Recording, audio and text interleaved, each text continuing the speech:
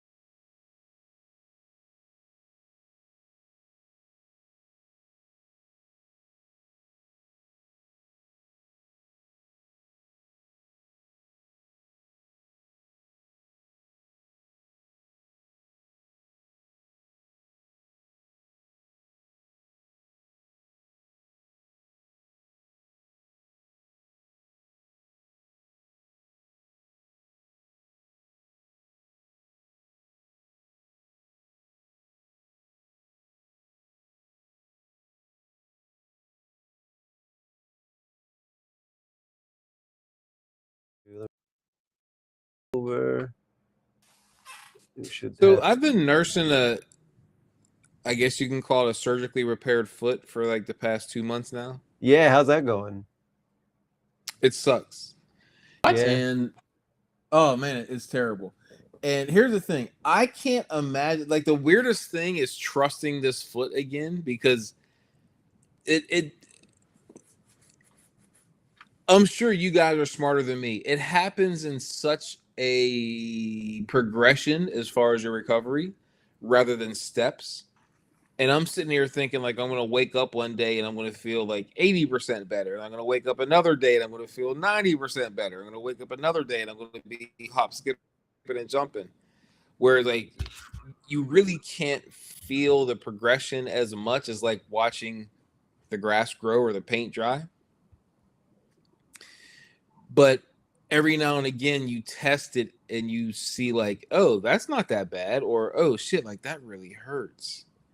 And I'm still in that stage. But for these athletes, I don't, now going through it, it must be such a nightmare to go through the process of, like, titrating up, like, oh, I can put 50% of my weight on it and it hurts this bad. Okay. Now I can put 60% of my weight on it and it hurts this bad. I mean, that just must be a fucking nightmare, because it must go on for months. Well, real quick, guys. Sorry to interrupt. Chris, can you do me a favor? Excuse me, not Chris. Rob, can you do me a favor? Can you talk real quick for me? You want me to talk as quickly as I can, or you just for a brief moment to talk? I can do either. I'm not getting guidance here, so I'm just going to talk at my normal rate. Okay, it looks like we're good on audio. Okay. So that's all I was trying to do, was make sure that we were good on audio. And now I can go back to the starting soon and then transition.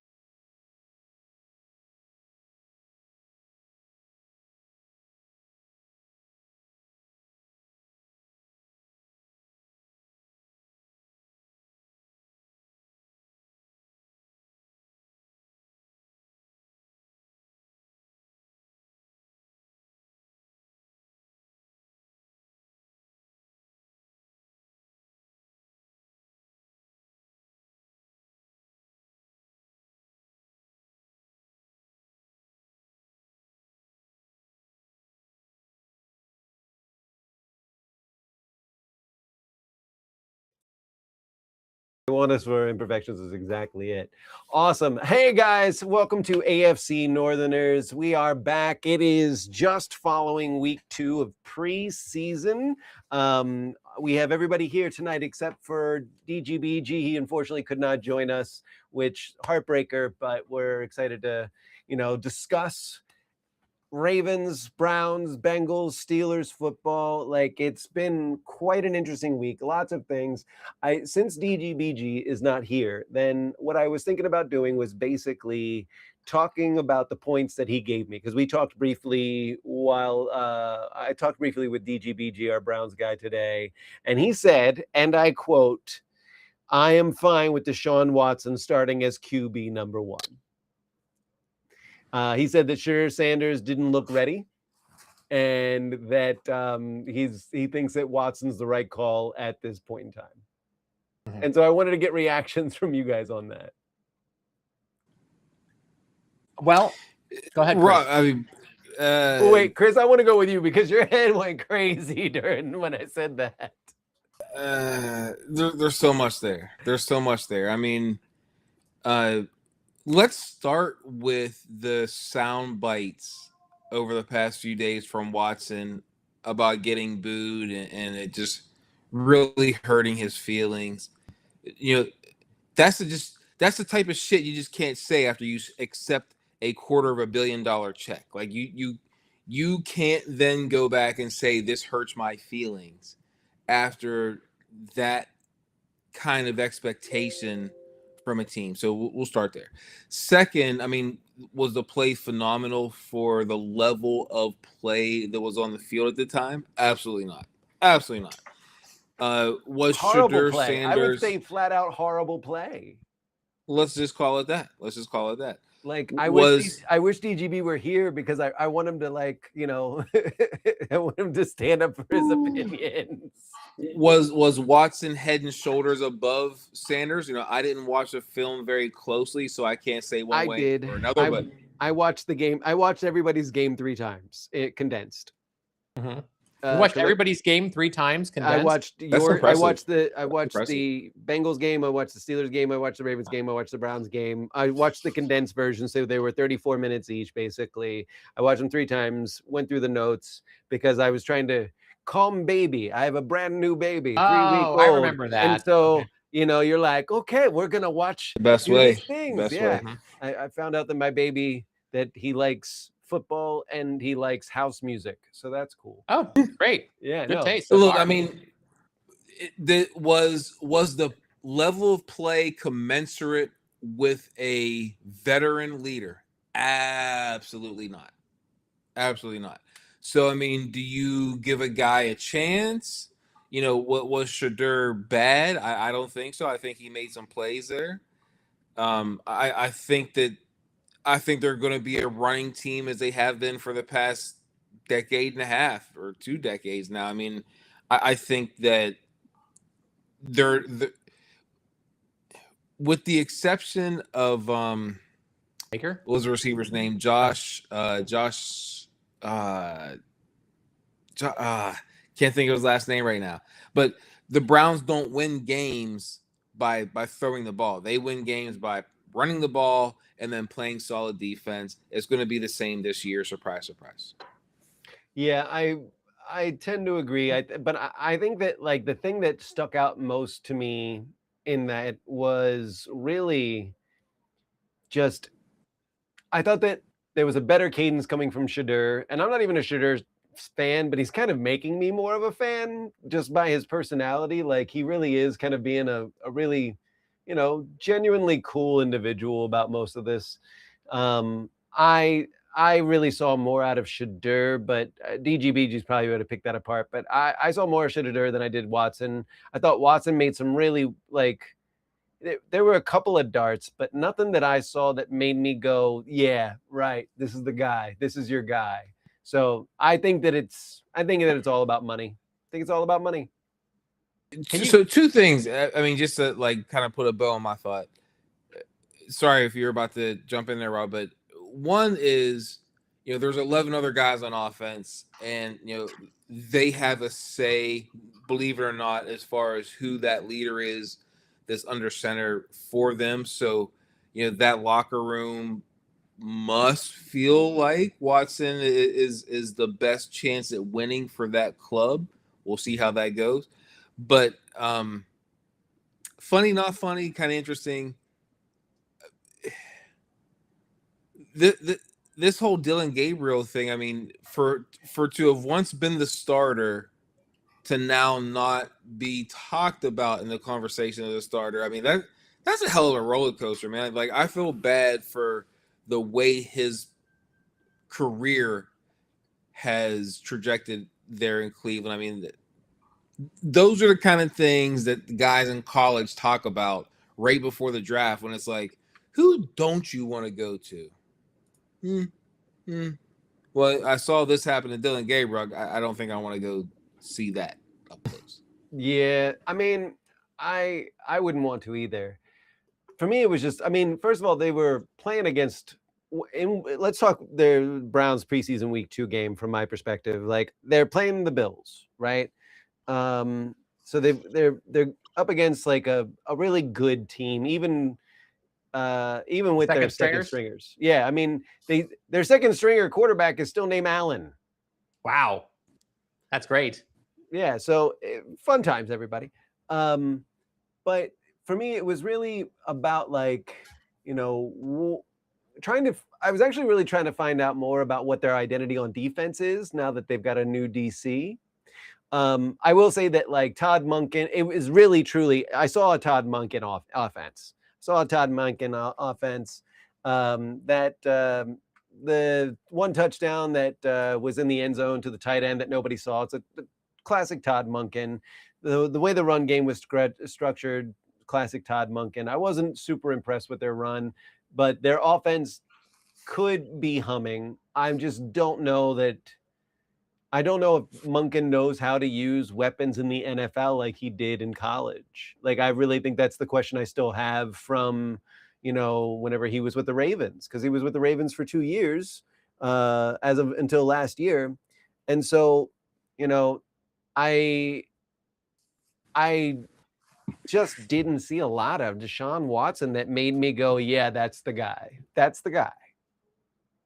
So I have a few questions. One is like, so I didn't get the sense that you thought Shador was clearly better, just more likable. I think that he made some better throws. It felt like he was just a little bit more in sync. He didn't not as many of his passes went into the dirt, put it that way. Mm-hmm. But, for the Raiders are going to start Kirk Cousins. A lot of people think after like 4 games, they're going to have Fernando Mendoza in there. I'm guessing Kirk Cousins probably looks better than Deshaun Watson in terms of like how good a quarterback he is. Maybe not. It's okay. You're thinking maybe not. So like, yeah. What's the Browns' early schedule? Like, is it difficult? Like, is Deshaun like a sacrificial lamb so that you can get Shador there once they've gotten through some really heavy weather? That's one question I have. And the other question is, like, you said it was all about money. I mean, I want to know what you mean by that, because the money's going to be paid regardless of whether they play him or not. The Haslams don't want to feel like they've wasted $280 million. Yeah, so it's not exactly about money. It's more about embarrassment. That's a fair take. Sure. I would say that like it's about the money because the money is embarrassing. Mm-hmm. Like saving face a little bit there. Yeah. Like their week 1, by the way, is so they go against their last week of preseason is against the Patriots. Last week of preseason, okay. Yeah, and then it's the Jags, the Bucks, the Panthers, then the Steelers, and then the Jets. So the Jags, meh. Bucks, maybe. Meh. Panthers. Hold on. When you're saying meh or maybe, you mean how good they are? Yeah. I think the Jags are good. They're not bad. They're meh. I think they're better than meh. They're meh plus. Really? Maybe for that division. Well, no. I mean, Liam Cohen's a really clever coach. And I think they're mid-meh. They're mid-meh? Yeah. I'm with you, man. They're just like a solid meh? They're like a solid meh. They're a solid meh. I'll give them a solid meh. I think they're better than meh. Here's the thing. I think on a wait really a second. day, What's above 10. meh? What's above meh? I think I on a really good day, they're top 10. On a really bad day, they're bottom 10. So it's like there's a gap there between good and bad for them. Do you see them as like a playoff caliber team or not? Well, I'm going to get into this about the Steelers for a second because I really think a good bit of their season is predicated on one guy's injury and how he's responded to that. And for the Jags, you know, I want to see how is what's his name going to recover from last year? Like, I know he's back on the field. Yeah, Hunter. I want to, like, how is he going to recover from last year? How is he going to be used on that team ultimately this year? Like, does he have his identity yet on that team? And I think in his head, yes, but to be seen on the field, you know, maybe. Well, I mean, they were 13-4 pretty much without him last year. I mean, like, that's not going to happen again, but I could see them being 10-7. Well, here's the thing. Okay, so thinking back on mid-meh. Okay, so 10-7 for you is mid-meh. I mean, yes. To me, meh is maybe they're a 9, team 9 that feels worse than they really are. Maybe that's totally a thing. I can totally admit that, like, there are teams. No, I think that about worse. the Steelers. They're a team that feels worse I than they think really are. outside of the playoffs is mid-May. But I think, like, you know, like your last couple wild card teams are like meh like plus. The 7? Meh plus. 7 is meh plus. Unless it's like the Panthers, right? The Panthers last year were 8-9. They were probably meh. But they almost beat the Rams. So meh. Okay. Yeah, I'm with you there. So real quick, I just wanted to go through the numbers.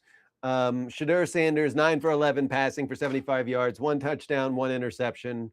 Deshaun Watson, 5 for 12 passing for 35 yards, 0 touchdowns, 1 interception. So on the numbers, I just don't see. And the fumbles too. You didn't mention the fumbles. Yeah, like I really didn't. Like, you know, Sanders started the game and it really like looked poised in the pocket to me, especially through the first half. Well, he was only in for the first half, but got off to a start, went 8 for 8, connecting with the touchdown to Luke Floria in the touchdown. Totally was a Monken play. I've seen that a million times with the Ravens. We did it like with Charlie Kolar last year, that same exact play that went for a touchdown. And, you know, I think the biggest issue was like whenever DeMar Hamlin picked him right off, like that was a interception that he just threw just a little bit behind his tight end. And then Watson, he took over in the third quarter and just, I could not see any rhythm in him. I did not see his first two drives, 3 and outs. Interception came off a way high thrower in the middle. And the crowd legitimately booed him. Like, you can hear it. You can hear the crowd booing. And, you know, like they're not like Deshaun Watson's just like, he's just a little bitch. He's just a little bitch. Yeah, you know, look, there's so much to like about him. So much. But it's you know, maybe then, like, is this just a kind of instant tanking? Are they just trying to like get the That's what pick? it feels like. I mean, I feel like Todd Monken must have been told, look, if you don't do well with Deshaun or Shedeur, that's okay. That's not on you. But maybe I'm wrong about that. Would they say, like, surely they're going to give him more than a year, even if he like totally craps the bed. I mean, look at his quarterbacks. And, you know, he might have good wide receivers. I wonder how that conversation goes. Yeah. I mean, I would bet you that they're pretty straightforward. Especially in Cleveland. Oh, in Cleveland? Well, the thing is, Cleveland in 2023, they were 11-6. Like, they got to the playoffs. They were pretty good with Mr. Flacco, world's best backup quarterback. Yeah. Flacco's no joke, man. Flacco's no joko. Flacco's no joke.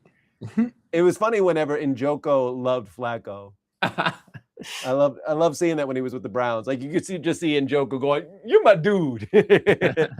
So, but no, right. Like I gotta say that, like, the thing that stood out to me most in the Browns-Bills game was just how bad the Browns defense looked. Oh, really? Like, oh my God. But I mean, they're probably calling pretty vanilla sure, stuff, they're right? second stringers, third stringers, I get it. But like, they could not stop anything. Like the Bills just plowed through them. Okay, I have a question I want to ask you. Now this is a good time to ask. How informative do you think preseason games are? I think that's the ultimate question. I think they're informative in a couple of ways for me personally. And I'll let Chris answer because I'd actually really love to hear Chris's answer and yours, Rob's. For me, they're informative because you get to see players on the bubble. Mhm.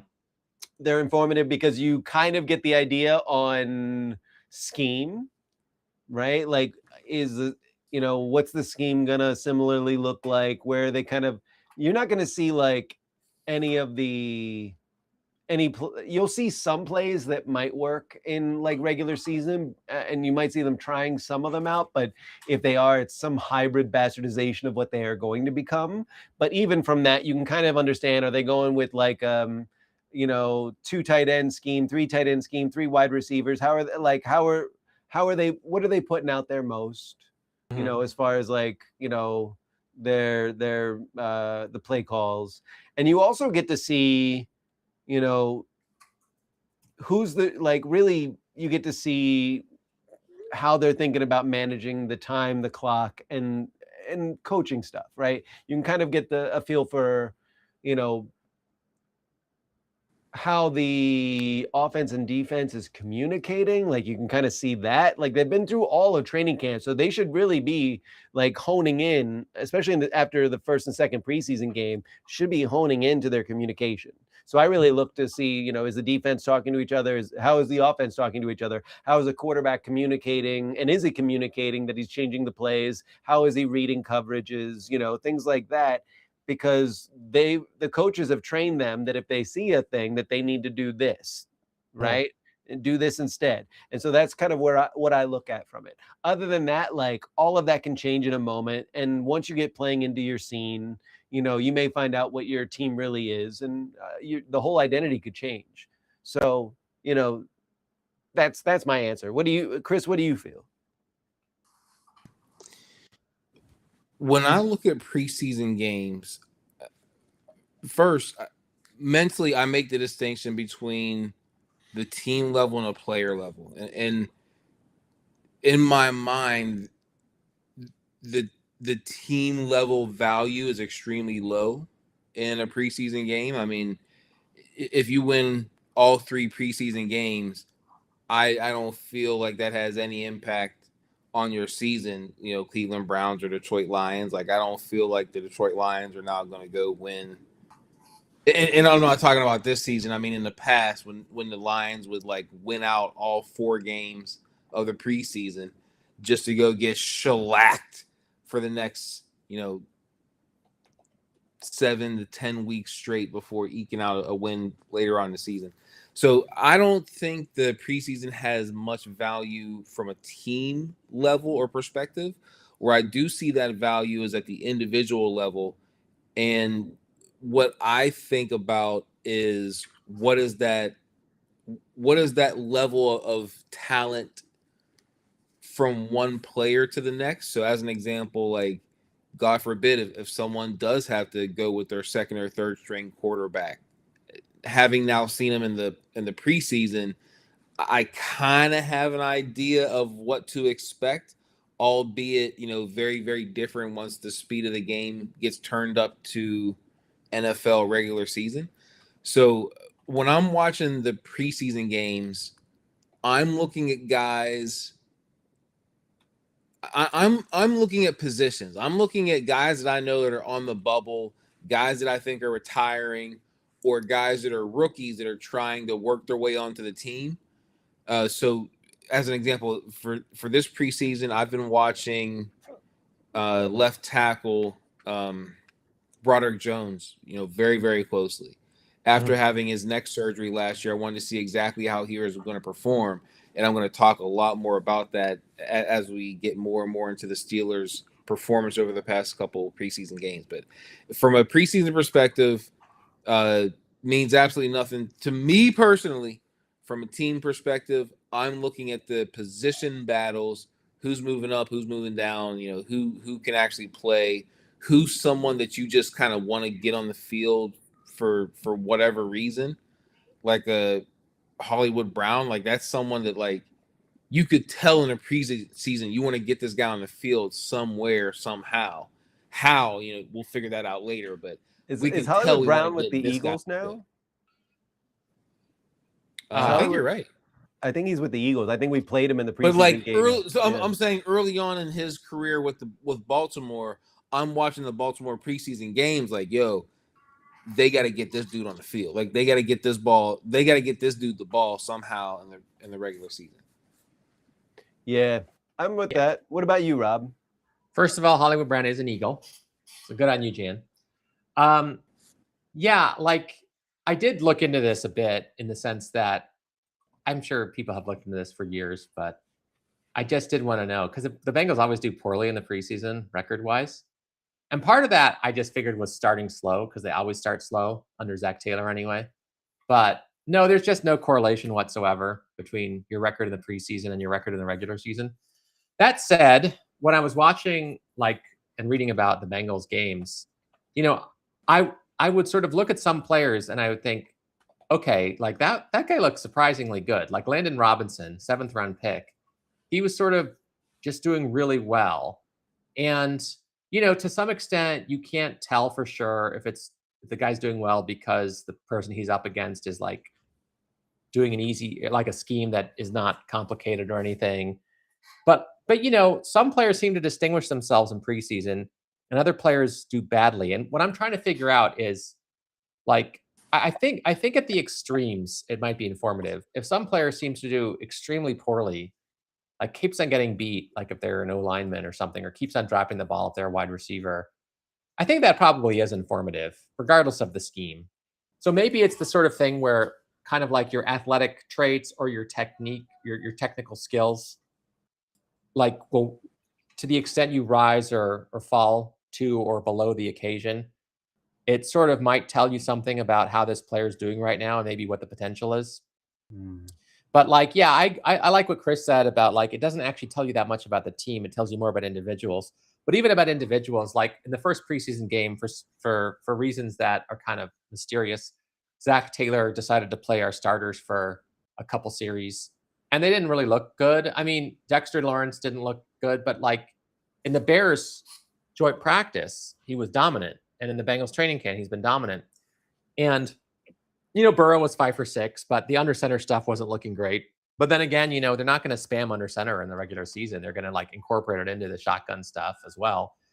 So I would say overall, preseason doesn't tell you that much, but because it happens after such a long football drought, everybody wants to read the tea leaves and see all these things in it that probably aren't there.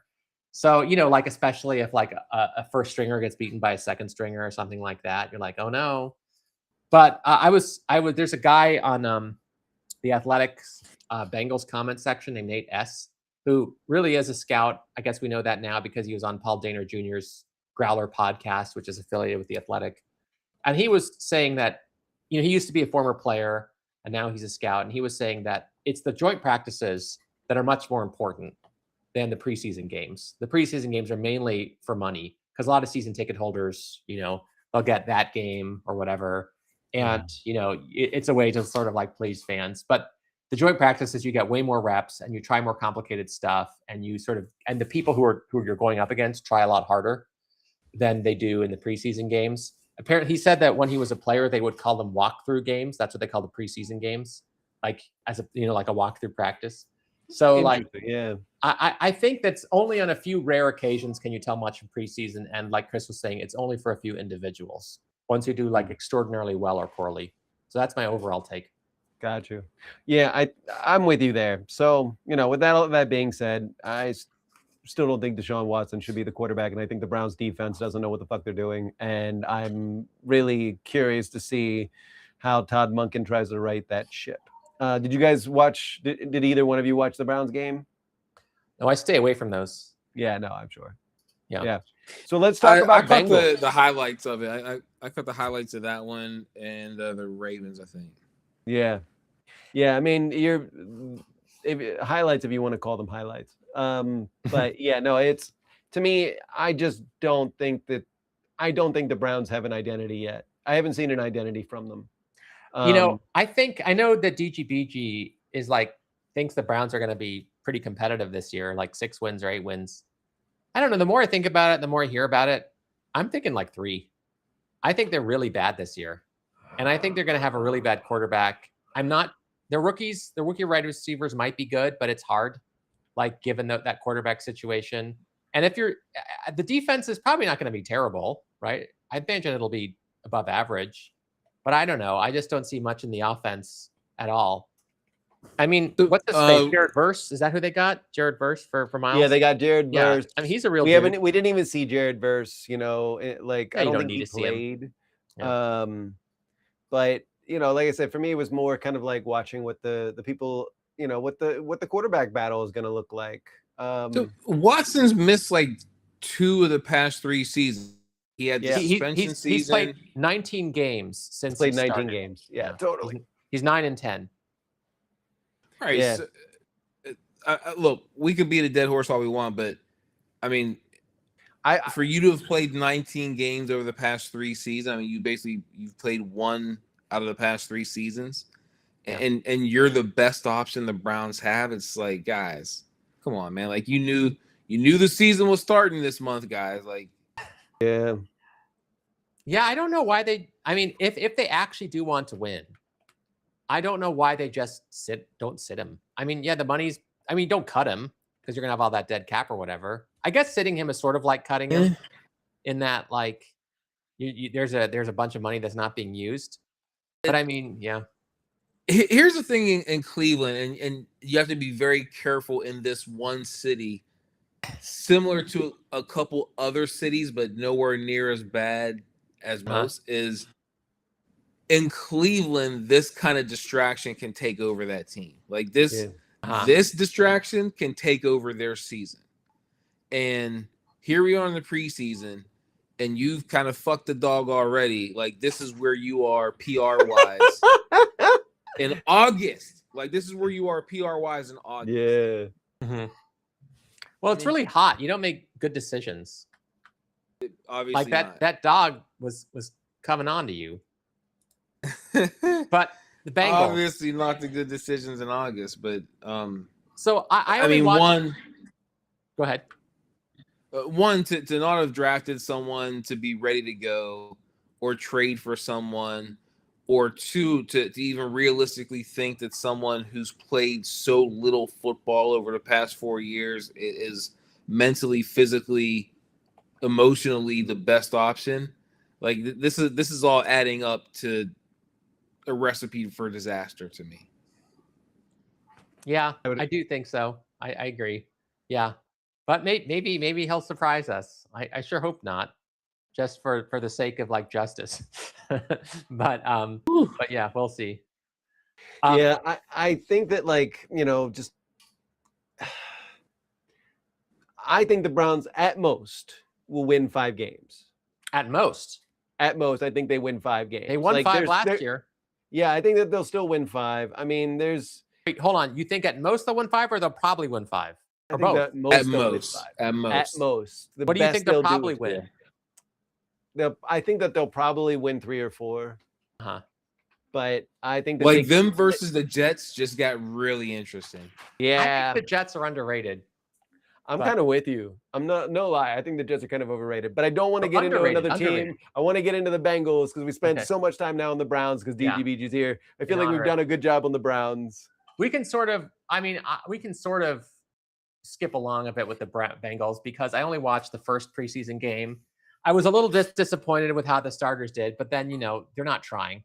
The thing, like I said, I liked Landon Robinson. Joe Flacco didn't actually do that great, but he just looked really smooth and confident. And by contrast, Josh Johnson in that game, sort of he was there for the second half and a little bit of the first half, and he was just not good. But in the second preseason game, he was actually quite good. Yeah, 15 of 23 for 156 yards, 2 touchdowns. Yeah, he was good, and that's our quarterback 3. Yeah, so I like our quarterback. Sean Clifford, right? Sean Clifford did okay.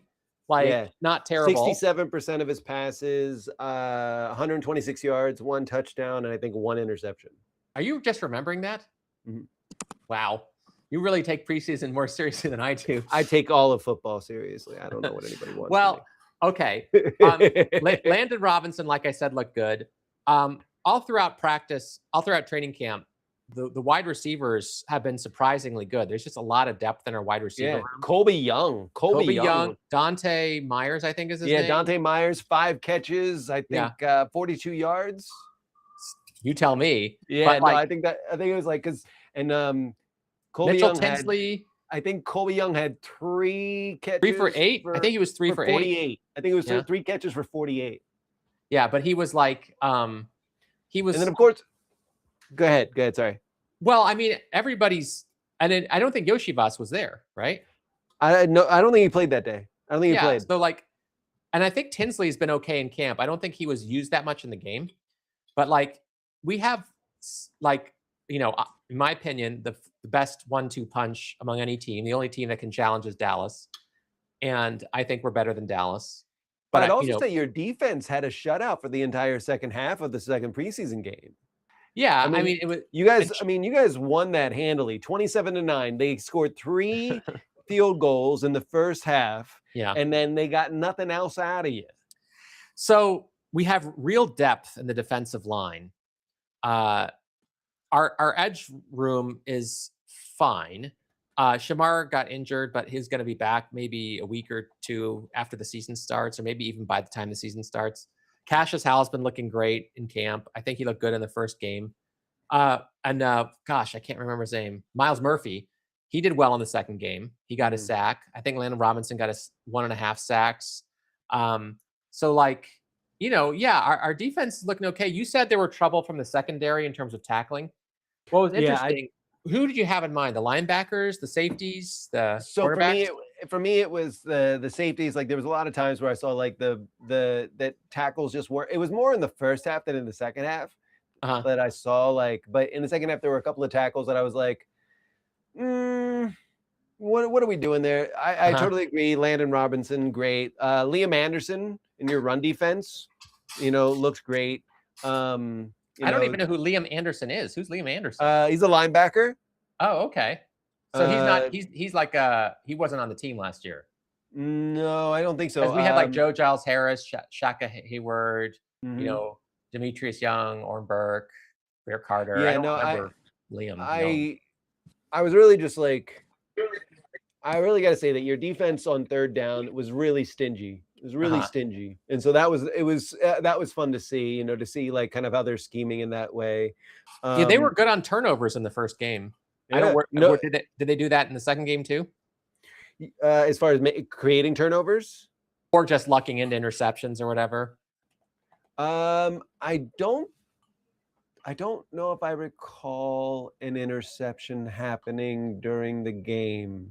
I don't recall, which may mean they're not one, but also baby. So I don't. There's still things that like I'm forgetting. But no, I think that like your defense was pretty stingy. I feel like maybe there was a turn. So you had a problem with our run defense. You said it was. Yeah, I had a problem with the run defense on like certain plays where once they got past like in the front, your linebackers were great, but once they got into the secondary, I just felt like guys weren't really trying as hard as I could see. There were a couple of like runs that got away from the secondary, but you're stout up front, right? Oh, we better be. But also like you know, what's funny is that last year in preseason, our linebackers were really good at tackling. And during the season, they missed so many tackles for the first 11 games. But, you know, a lot of that is, you know, they're just rookies. It was fast, you know, whatever. But I think from what I hear again in training camp, the linebackers have really upped their game. I'm not saying they're going to be better than average. My hope is that they'll be average, which would be great. And I think, you know, with the front making everything a lot easier, I think they probably will be pretty successful. But we'll see. You know, I keep on like, do you take predictions seriously? Like, how good is this team going to be? Like, or power rankings? Like, I only whenever they make power rankings. Yeah, I take power rankings seriously, or you just like it when they flatter your team. Yeah, I mean, I do take the power rankings seriously, depending on the source. I think that there's so much that goes into that, up to and including the people who are on the field or who will be on the field. Meaning, if there's a significant injury that is getting ready to change the game in one direction or the other, I think that's fair. So I do like the power rankings. I think they Like take a lot preseason to power consider. rankings or just like mid-season? I mean, the further into the season we go, obviously the Sure. more valuable I think they are and the more I like them. But even in the preseason, I feel like people with more knowledge than I have are putting these together. I mean, I put some value on them, but I wouldn't bet on the Super Bowl based on them. Sure. Yeah. Okay. Well, because I want to ask Jan a question and about the Ravens.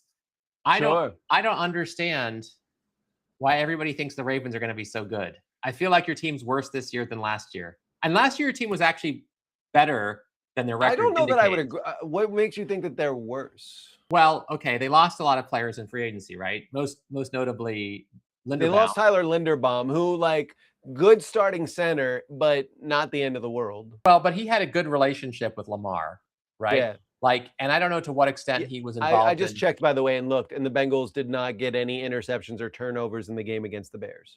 Okay. I mean, the Bears are thought to have a good offense this year. Yeah.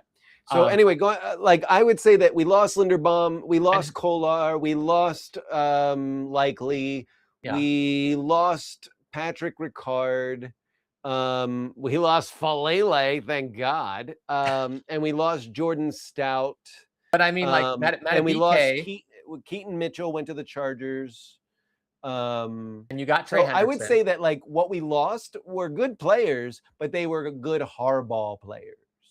Oh, okay. And so I would not you're say like that we system are worse. players? I think what I've seen from Josh Cuevas, what I've seen from some of the Hibner from tight end group has made me feel like we're, Likely great catcher. I don't think that he works in our system for the money that he wanted.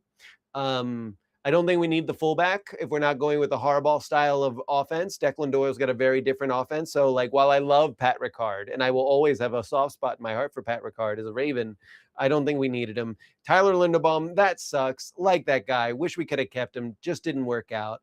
The center you got to replace him is like out for the season. Yeah, Posick is out. So now we've got a couple others. So now it's next man up. And, that's what the season's for. I guess we're going to figure out like what's going to happen there. I trust EDC to bring in a good person. I think our wide receiver group looks way better.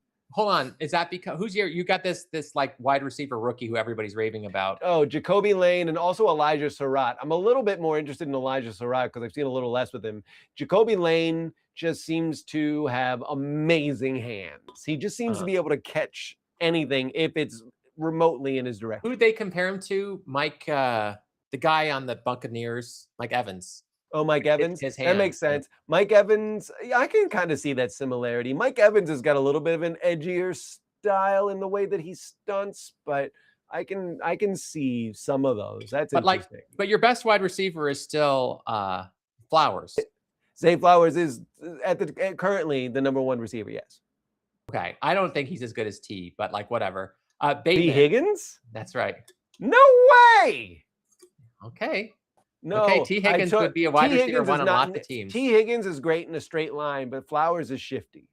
T. Higgins is also a great contested catch guy. Yeah, I will go with you there. T. Higgins can make contested catches, but I don't know that I can say that T. Higgins is better. Well, regardless, you also have a new head coach. You've got a new, a new everything, right? New DC, new OC. And it's he's the first time he's head coach, mentor. Like, I don't know. I feel like there's so much that could go wrong, and everybody just seems to be just looking at the upside and not like generally first-year head coaches aren't that great.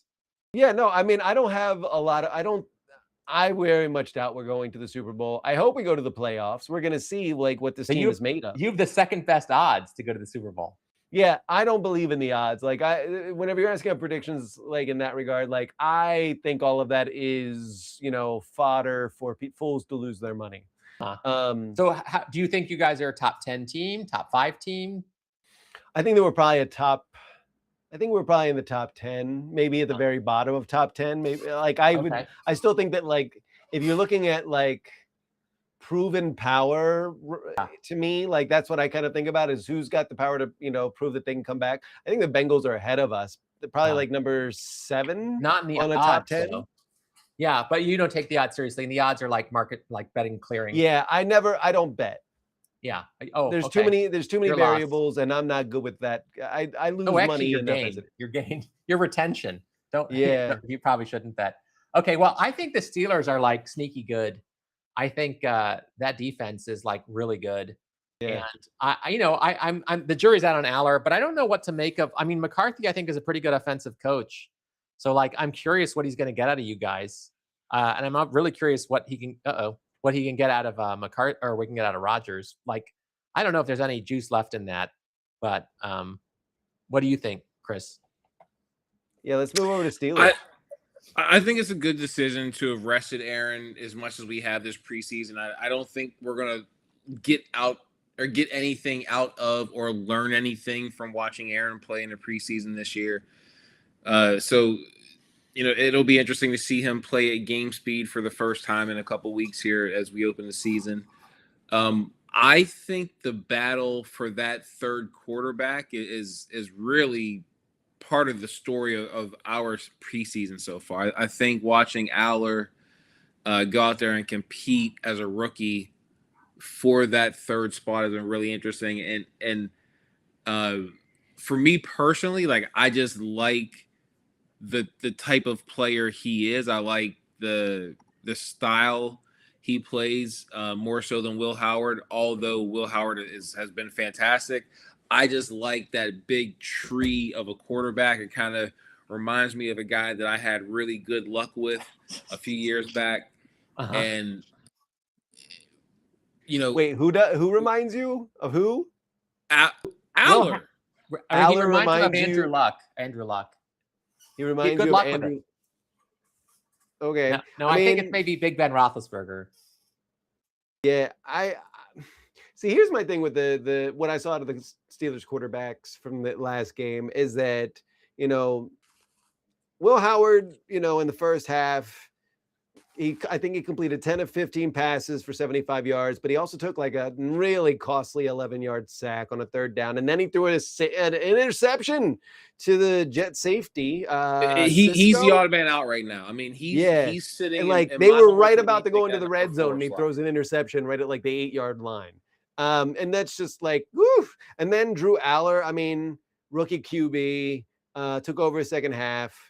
Got a great 38-year deep shot to was a tight end McRee, I think. I'm not going to compare them talent-wise, but almost moxie-wise.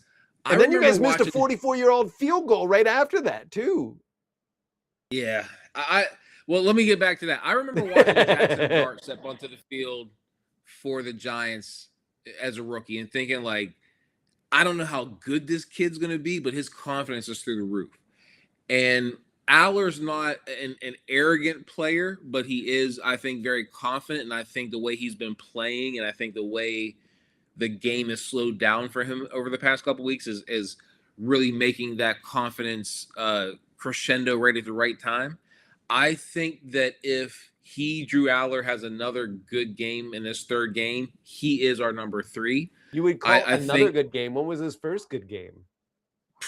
The preseason first of all was a good first game. Preseason I was going to say, first of all, that thing. preseason one game was the last amazing. preseason game was 17-0. The Steelers didn't score once. That's not Drew Aller's fault. fault. By the time he came in, I mean, later in the game, he was still slinging it a little bit, but by the time he was in there, game was what it was. Look, Mason Rudolph. Mason Rudolph is going to be the guy at number 2. You pray that he never makes it onto the field, but in today's game, I mean, welcome to your starting. Always QB. have to have at least 2 guys ready. Wait, is he that bad? Why do you hate Mason Rudolph so much? As a player, I mean, not as a person. I don't know how you feel about him as a person, but he was never my guy. He was never my guy as a Steelers backup. I mean. There are others that what's that? I don't like immobile quarterbacks. I mean, but you got Aaron Rodgers. I just think that like Drew Aller is still a huge project. He's still a huge project. Yeah. He's got inconsistent footwork. I mean, do I want Ball him to start placement right is now? erratic. No. And like he doesn't really escape the pocket very well. Not ready for him to start. Not ready for him to start Yeah. by any means. You know, I have to, yeah, it's like not that kind of. So are you cutting bait on Will Howard?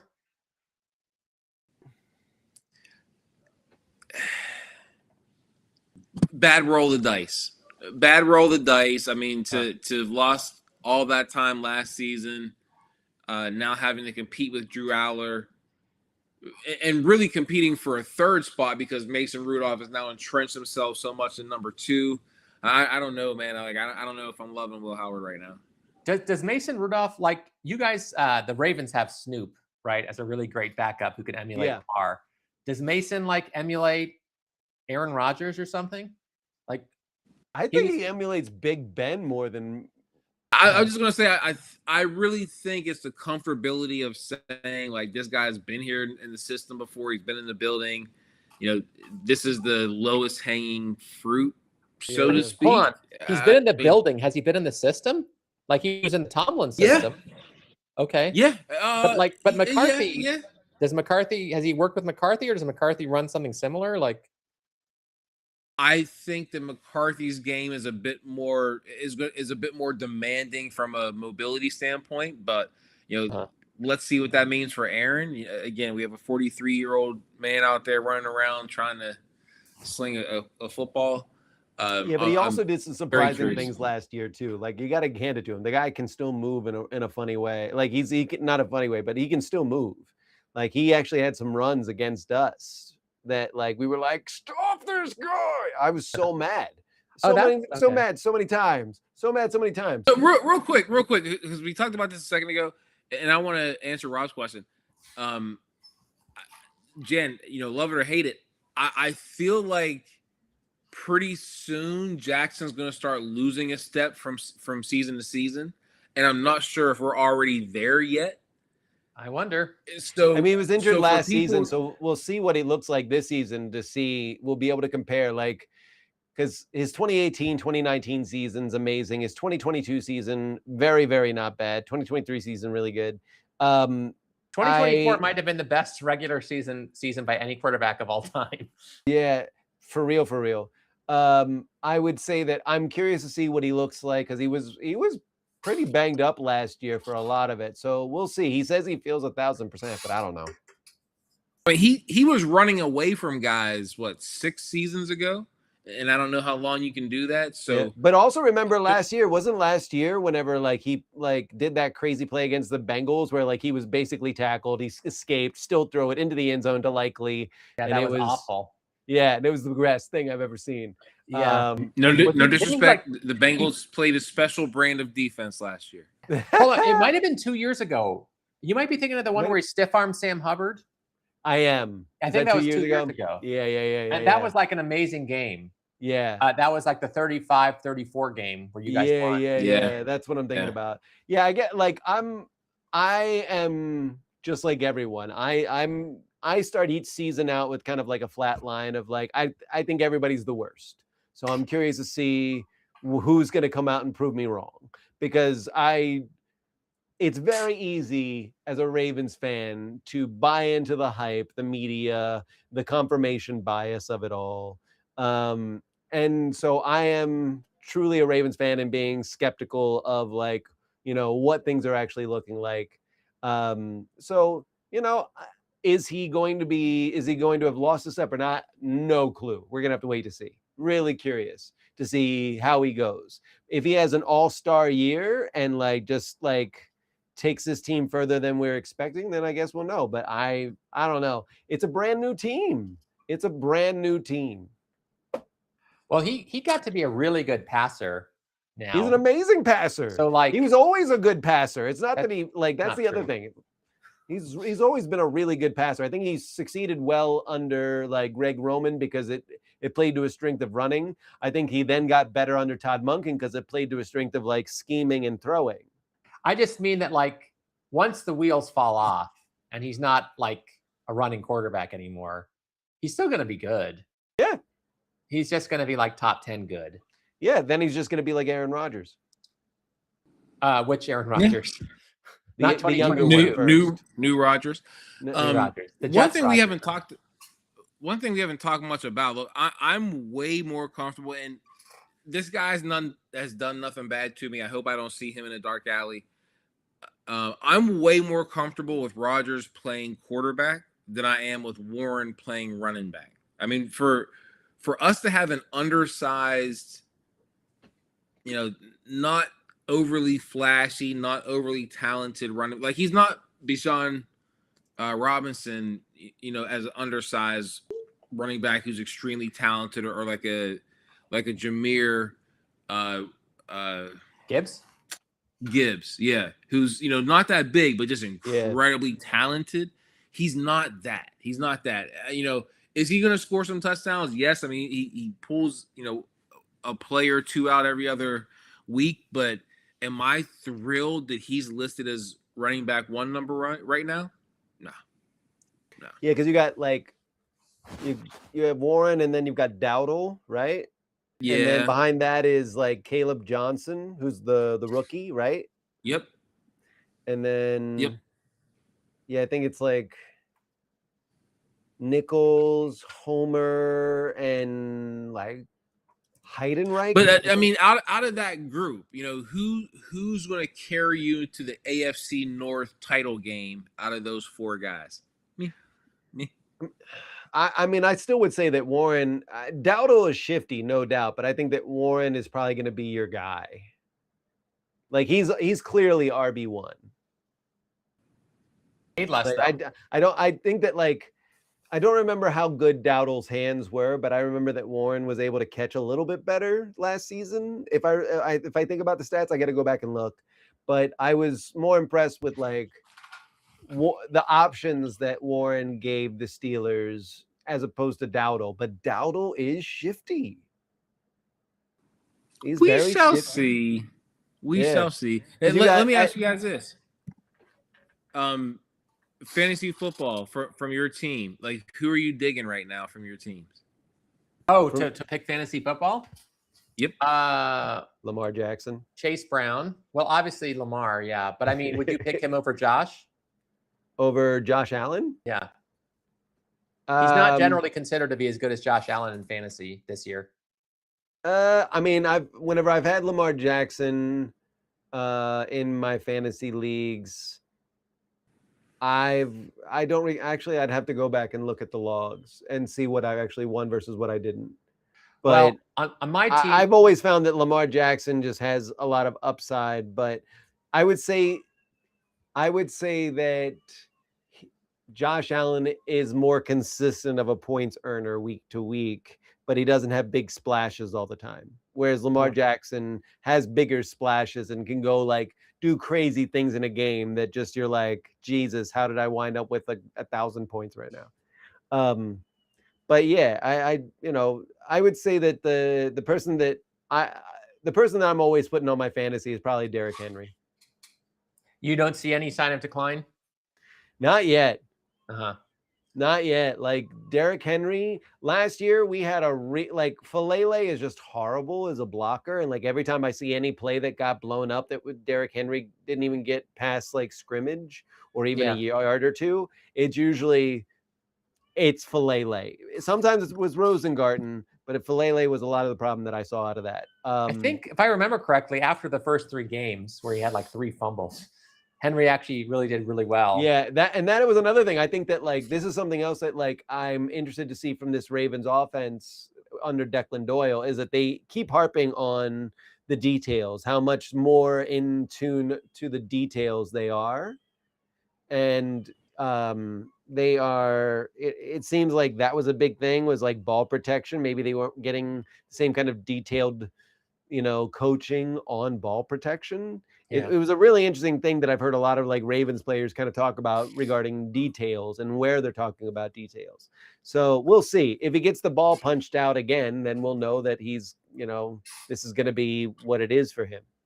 But that reminds me, my brother has 2 children. One is 3 and one is 5. And whenever I'm there, I have to consider ball protection because they can punch out my balls. You're so dumb. No, but for fantasy, T, Jamar, Chase, I'm not. I mean, maybe Eric All. Jamar Chase would definitely be on my fantasy league. Oh yeah, if you can get him number one, get him number one. But Jamar Chase absolutely would be on a fantasy league. And then maybe Eric All as a tight end. There seemed to be building a lot of offense around him this year. You would take him over Yosivas? Well, Yosivas is a wide receiver. And so I guess I think of him more as like a tight end. He seems like more of a tight end, but well, I know Yosivas seems like a tight end and Gesicki seems like a wide receiver. Right. But no, I mean officially Gesicki's a tight end and officially Yosivas is wide receiver 3. Interesting. But like I think, if you're like getting like a spare tight end, I'm not saying like pick him over whatever Kyle, what's his name? The best, who are like some of the best tight ends. Don't pick him over Kittle or whatever. But I think he's good if you can get like you're trying to figure out, well, which of these tight ends should I get? I don't really know them. I think Eric Alls would probably do you well. We'll see. Yeah, agreed. Yeah, I mean, from Steelers, who would I take? I mean, DK Metcalf. I would definitely take DK to put on my fantasy. I mean, he's going to be the guy. Pittman isn't bad, high volume, physical receiver. I think he's questionable for week 1 though, with a hamstring issue right now. And then you've got Roman Wilson, right? Is that right? Yeah. Roman Williams, your slot, your WR3. Yeah. I haven't seen a lot out of him in preseason, so I don't really know what to think about that. And you got Skoranek. He's interesting. And Wetjen. I don't know what to make of Wetjen yet. Weejan? I thought it was Wetjen. I think you're thinking of a wet dry back. Caden Wetjen. Okay. We're talking about the same guy. I know that. No, he's been an interesting case so far. Fantastic on special teams, and he's done well offensively so far. I'm going to answer my own question here as far as you owe it to the fantasy audience. football for my team. I think Darnell Washington is going to be someone. I love that guy. If he can get rolling in this year's offense, I think he can be a very, very dangerous red zone pick. And here's the thing, Jan, love what you're thinking with DK Metcalf. I think Metcalf is going to get double teamed all game, every game. I don't think there's a but he still makes Robin those to his contested Batman. catches. Yeah, 100%. I mean, he's gonna eat still, but there is no Robin to his Batman on the wide receiver side. But if you can find a way to get both Freiermuth and Washington out there, and you have to decide, which one of those two poisons you want, I think Washington can score some touchdowns. Yeah. I think that it's going to be interesting to see, because I mean, I am unsure of Mike McCarthy being the long-term right fit for the Steelers. I know that Todd Monken is not currently in a good position to win games for the Browns. The Ravens are a big question mark. Everybody's hyped about them. Everybody loves Jesse Minter. Everybody's like high up on Declan Doyle. And then we'll probably get our faces smashed in for the first 3 games. And everybody's going to get their welcome to the NFL moment. And we'll see whether or not what that team can do. Who knows? I mean, I don't expect them to be the undefeated Dolphins, but I'm very curious. For me, like, the Ravens are my own question mark. That's why I think I'm studying them so hard, just to see any little trickle of like, oh, okay, this is a clue. But really, like, there's so many variables in the Ravens that I'm not quite sure even what they're going to become. I have high hopes, but I haven't really seen enough. I'm curious to see this. I'm really interested in this last preseason game. That way we can kind of like understand more about what the starters will actually look like. Yeah. Yeah, I mean, I think identities are all kind of in flux right now with all the coaching changes, all the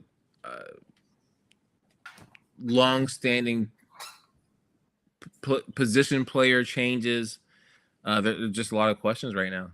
Yeah. Except for the Bengals. I feel like the Bengals are kind of Yeah, our Yeah. roster's pretty steady. set. It just Yeah, pretty like steady. positions 47 to 53, we're still working on. We have like some O-line issues. Like we just got rid of Cody Ford.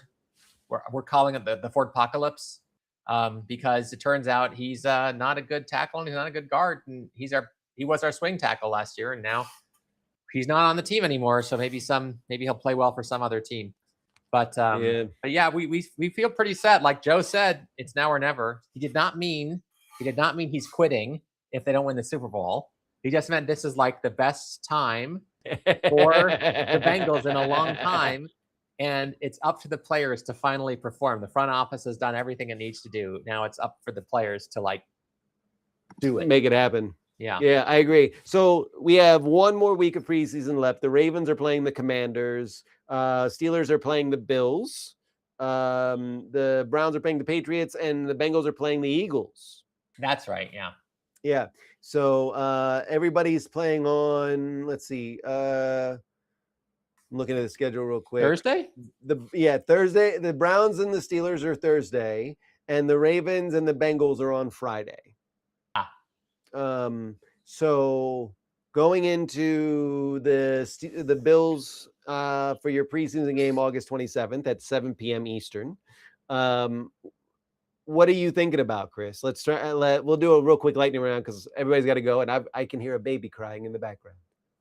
Yeah, so sorry, ask your question one more time because I was thinking about something.